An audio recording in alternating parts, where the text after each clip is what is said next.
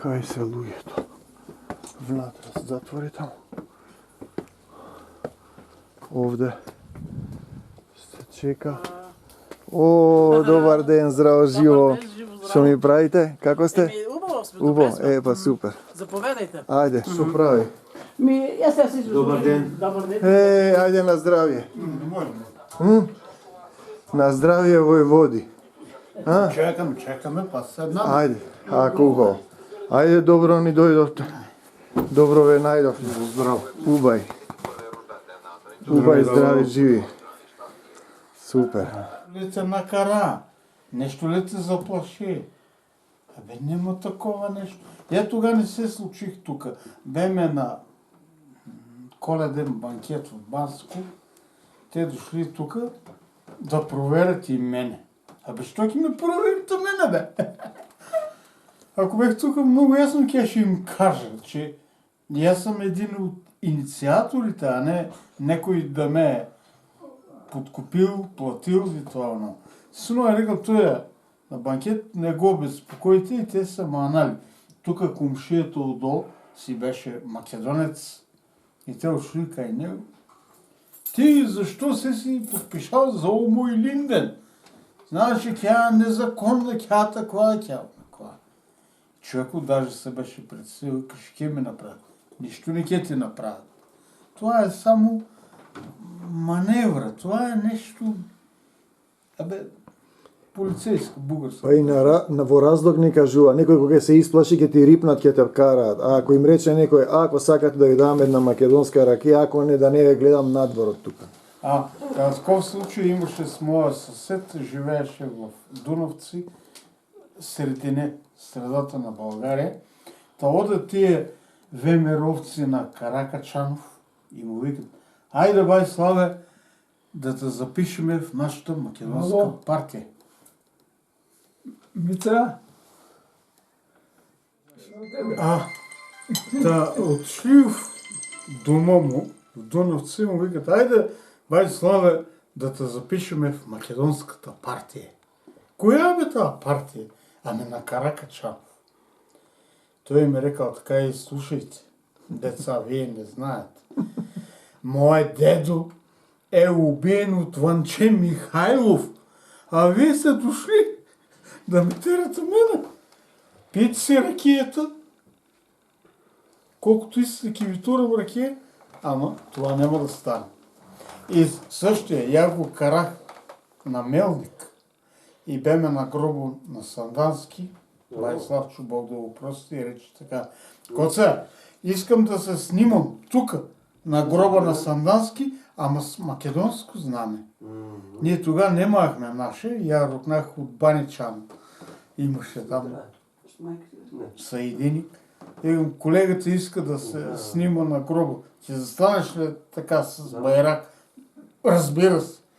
Той свали капата, клони се на Яне Сандански и тръгнахме от гроба и там имаше едни такви гологлави, пияни, направо пияни личности от университета Търново. ВМРО-то ги докарало и те отразгавели от пиялка и от викане Иванче, Иванче. Обаче Славчо вика, момче, аз съм много спокоен. Но да знаеш, че моят дедо е убит от Ванче Михайлов и не ме е доста, защото ако ти хакна един вика, ќе заборавиш да станеш. И учител ни беше, професор или както му викат сега, Иван Тунчев, доколко спомням, Иван Тунчев също от Парил. Гоце Далчев, тук беше, се побелела една коса, очела и ние мислихме, това е най-умният човек, защото той ни говореше за всичко. Но не мога да заборавя това, което той ни каза. Деца, гордейте се, че се сте родили в България. Защото само в България има кисело млеко и никъде другаде по света. И ние веруваме. Викам, сигурно е верно. Па се не учаваме география. Па ще кажа даскал, кисело млеко има само в България и никъде. Има граница. Отите от тук не дадат мая. На уния да се подкласат. Значи, усъмних се. Толкова ли било верно или той така е инструктиран да кажува? Йогурт. Това е от времето на траките, на македонците, което означава твърдо млеко, кисело млеко. А той ни баламосваше, че българите с конето дошли и носили млеко в кожени турби и то се подквасило и така дошло. Боже, ама лъжи. И повечето веруват. Те въобще не разсъждават, че това нещо не се връзва, не е верно. Така. Изкарва нас заблудени. Ние ли сме били заблудени или уния, които те заблуждават? Като бех ученик, те викаха така: който не говори литературен български език, ке му намалиме оценките с два степени по-надолу. Ако за 6, ке е 4. Не им беше за литературния български език в Родопите или това, но той им беше за македонците да не говорят македонски. Това го прозрехме и съзрехме. Тук срещам възрастни хора, които се поддават техните родители на екзархията, българската екзархия. Ама те не може да разберете, че са пратени от България да ме баламосват, да ме лажат. И попове, и даскали. Не случайно в Солунската гимназия имало протести. Не случайно самия Славейков още тогава във вестник Македония, издаван Цариград, е писал. И преди кажува, и сега го казвам: македонците не са българи. Българските историци това заборават.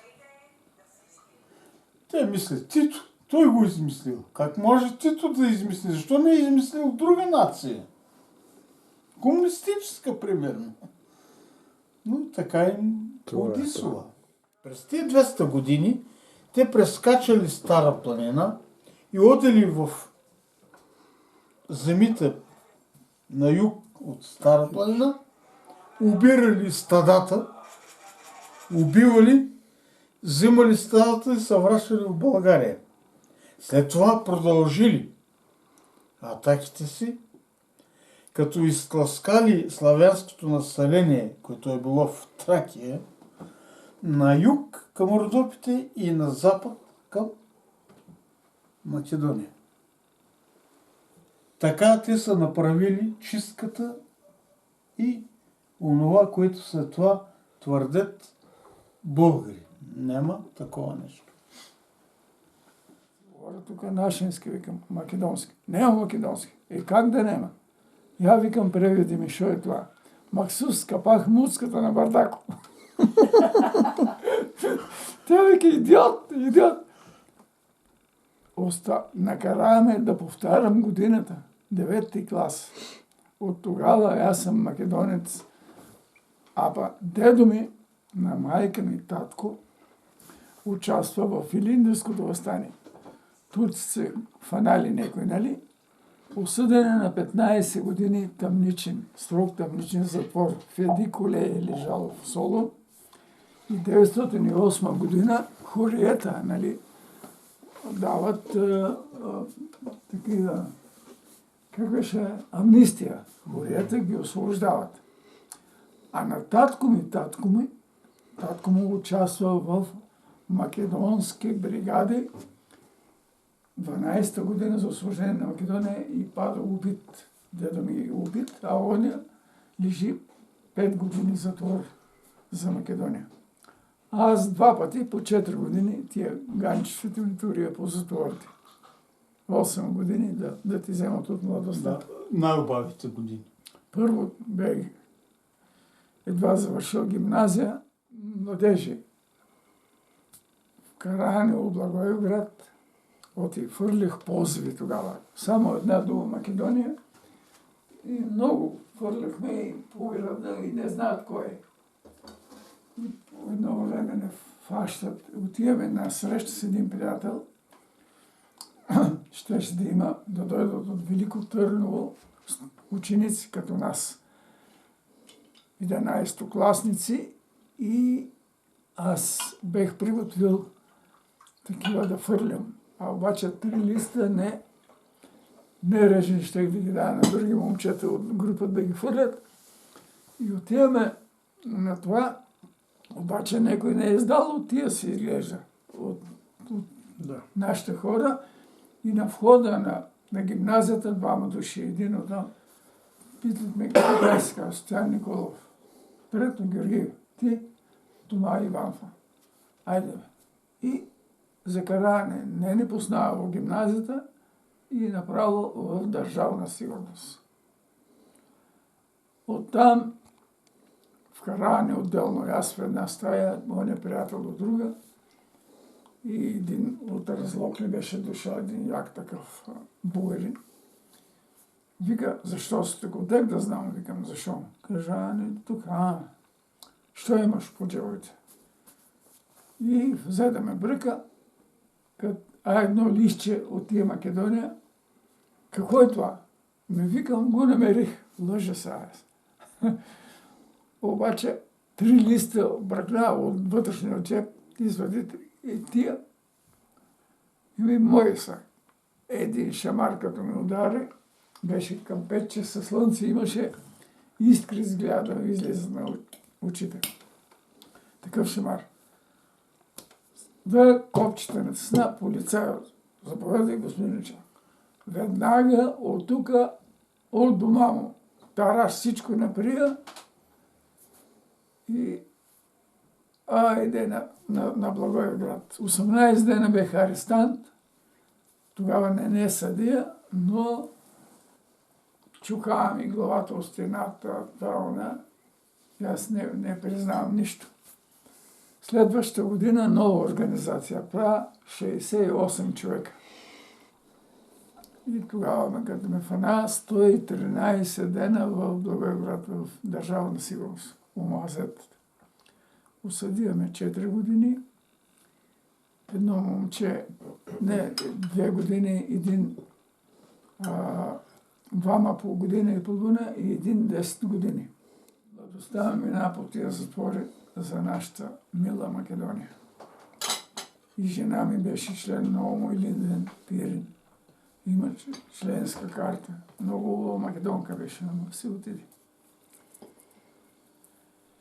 Това е съдбата на македонците. Тежка в България. Те сега викат, той Гоце Делчев се е декларирал българин. Това го кажа па и президент на Македония. Чай, ти не можеш да помислиш, бе. Аз сега, кой ти стана милиционер да кандидатства или в армията да влезе и да каже, че е македонец? Ще влезе, ама не. Така е било и с Гоце Делчев. Трябвало да се пише българаш, за да влезе в военното училище. Те казват, че на Никола Малошевски, на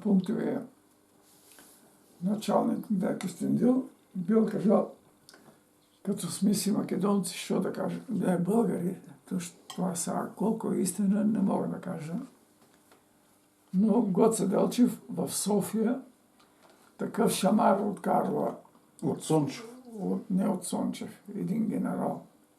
Той е генерал Сончев. Не, преди Сончев един друг имаше. И Гоце Делчев става и по него и Георги Петров напускат и това е. Оти не се съгласява да работи Македония за България. Такъв шамар му ударят на Гоце Делчев. Нали го изключват от академия, военна академия. И после става учител в Щипско, там се запознава с този Дане Груев. И почва от село на село, от град на град да организира това му е живота. А моя паспорт, 90-та година, бех на Копенхаген за правата на македонците. От Гърция имаше Христо Сидерополос, а аз за България, он за Гърция отговаря за македонците. И като си дойдех, правихме на Ощава конгрес. Обаче сутринта не продължава полицията, ние бехме кажали време, и не познава. Вече аз взех да им говоря как е било в Копенхаген. 2 редици, полиция с кучета, с автомати, с картешници, обикалят така.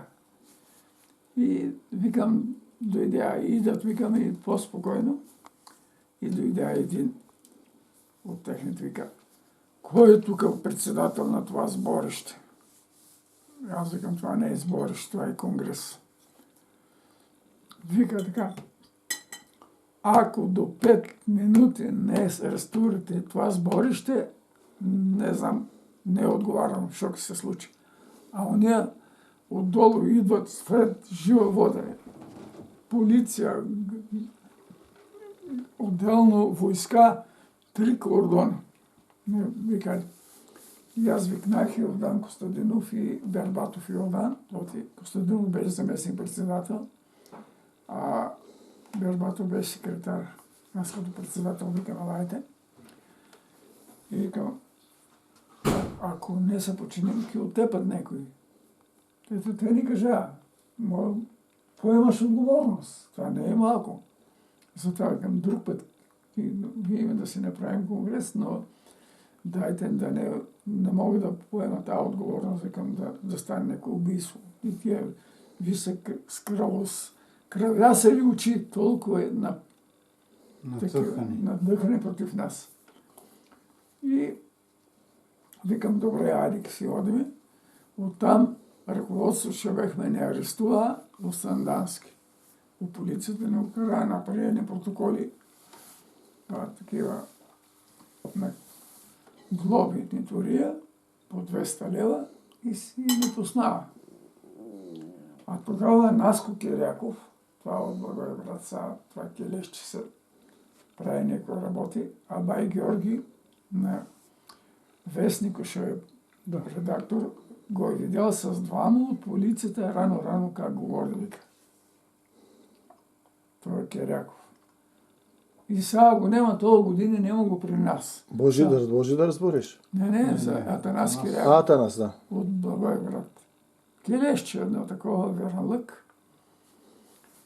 И няма го никакъв, а се пише македонец. Даже се кандидатирал за кмет на Благоевград. Кой ки го избере кмет? Чекай, а овој што се кандидира сега, па тој шпион, ако гледаме. Тоа иште. Кој ќе ти даде у Благоевград да се кандидираш? Таму нема никој, не сме да се таму е центарот на бугарштината. Знам как е, ама кандидатирал Бара пари по диаспората, на тие што ги знам, им викам луѓе, човекот не е од доверба, немојте да одите сами, прашајте некој од Омо Илинден. Ирина. Лике. Баш това направи ми Ај впечатление. овој, што Един Красимир ли беше на времето първите митинги на Рожен, говореше, па седе, нещо се изхвърли. Красимир ли беше или така? Кой там? Младо момче беше, помня, че кажуваше колко повече демокрация, по-малко сепаратизъм. А пък след това се изхвърли ка българащ. Типа Красимир Илиев, качели.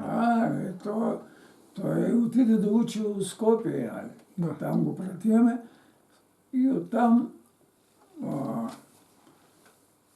Дамянчо от Петрич има оранжери Дамян.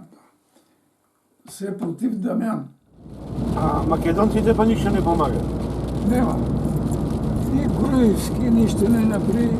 И един път по Битола сбора и той и аз сборов там, нали, като идвате не дойде един път тук дойде. С Любчо Георгиевски се запознахме 90-та година. И Драган Богдановски беше. А и Драган го имаш? Знаеме си, синок. И им викам така. Тогава на осветуване на храма, нали знаеш, 90-та година на македонския храм от центъра. Да. И викам на Драган Богдановски. И вие, ако сте като това ВМРО, българското, и вас да ви нема, викам. Ние се борим тук повече от всички. И в Гърция се борят. И там не им е леко. Но тук е най-силна пропагандата. И Ванчи Михайлов, колко души най-свестните македонци ги убива той идиот. И той е македонец. Ванчи Михайлов, знае си откъде е. Що да правим? Това е македонската съдба. Значи ние на институция от Македония не помага. Не. Значи ние не премиер. А Киро Григоров ме е викал 2 срещи имаме. Пари никой не е давал. Никой от Македония. Бех Добро, луѓе ти давале, помагале. на Канада, бех хората ми избра кој един компютър си купих от тях. Лаптоп. Там. Много уважени, много силни македонци в Канада. Този председател сега как беше, на македонско движение. Овој Драги Стојковски. Не е Стойковски. А? Той е на Обединените македонци беше. Не, на движение той е... Битов. Не, Битов. Битов и он идва тук и он нищо не е. Никакви помощи не мога. И как ми... Левтер Манче. Не. Левтер Манче се виждал в Скопие, в залата на Георги Трайков. Има Собир и там кажа Йордан беше. Йордан Костадинов ги спорят за македонците в България. И Дамян, ти го знаеш, Дамян наша, поведе при Ставърджиков, вика, той не може, вика, не представлява сите македонци. Тук е Стоян Георгиев, първи председател, вика, он трябва да сбора. Нали, имаше един егец, как го вика, от Скопие. И Тодор Петров беше там. Той Йордан с една шлифер бял, така, цялото деки до центъра, там до бината, в една да се бръка, да не скарва лист, очела да слага, и никой не го слуша после. Овде се поклонили пред паметника на жертвите, умрени за нашата татковина. Кога имаше на Гевгелия Собер, нали знаеш? Тодор Петров беше, как го вика, то нашо... Границата е Сопре. Да, ама у председателството кой беше? Свенски македонски конгрес. Не. От Македония най-известна личност бе той Гейтс. Той беше у председателството. Ташковски. Как може вие трябва да сетите кой отговаряше за Македония тогава? Ташко бе, како се викаше? Не е Ташко? Јованов? Не. Од Битола? От Гейтса в Скопие най-известната личност. И да суин това, което го изживяваш от себе си, Бог да ги почувстват веднага. Македония, Македония.